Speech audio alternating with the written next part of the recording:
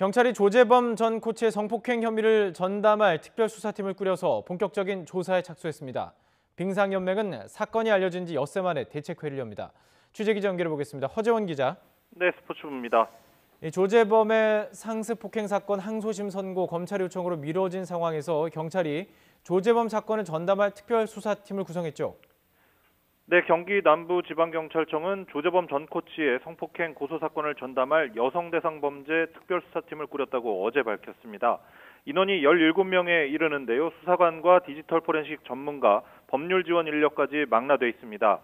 특별수사팀은 성폭행 범행 장소로 지목된 곳에 대한 현장 조사를 이미 했고요. 조재범과 피해자 심석희 선수의 휴대전화 복원에 수사력을 집중하고 있습니다.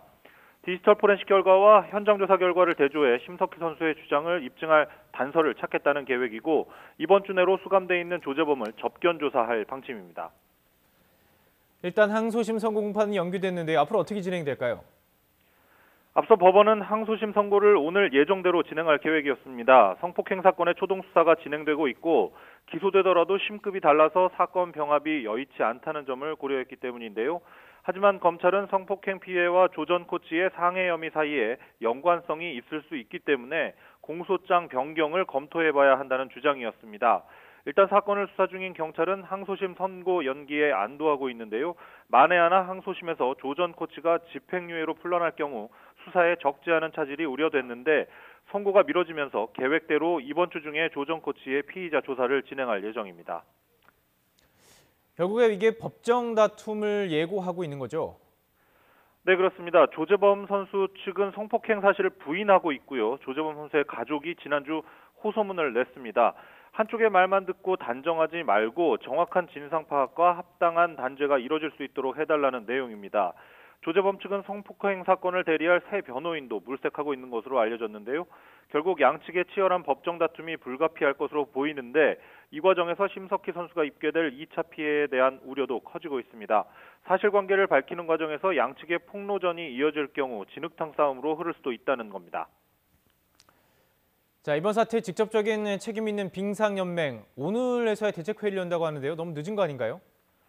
네, 오늘 오후 관리위원회 회의를 엽니다. 연맹은 오늘 회의에서 심석희에게 상습 폭행을 한 혐의로 이미 영구 제명된 조 전 코치에게 추가 징계를 내리는 방안을 논의할 방침입니다. 조재범이 중국 대표팀을 맡으려고 시도했을 정도로 연맹 징계가 국제적으로는 통용되지 않는다는 지적이 제기됐기 때문인데요. 국제빙상경기연맹 ISU와 협의해서 영구 제명 징계를 받은 지도자의 해외 활동을 막는 방안을 논의한다는 계획입니다. 하지만 빙상연맹의 오늘 회의는 강한 의지도 보이지 않고 큰 효력도 없을 것으로 우려됩니다. 이미 지난해 9월 대한체육회로부터 관리단체로 지정되면서 연맹 임원진이 모두 해임된 상태인데요. 대한체육회가 구성하는 관리위원회가 모든 기능을 대신하고 있는데 조재범의 성폭행 의혹이 불거진 지 이미 엿새나 지난 상황에서 회의를 개최한다는 것 자체가 너무 늦은 대응이라는 지적입니다. 추가 성폭력 피해자에 대해서 관심이 높았는데 일단 이 폭로도 일단 연기가 됐죠.